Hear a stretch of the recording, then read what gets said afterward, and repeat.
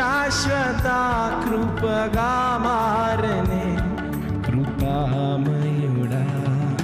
నీలో నా కృపామయుడా, నీలో నా నివసింపజేసినందునా ఇదిగో నా స్తుతుల సింహాసనం, నీలో నివసింపజేసిన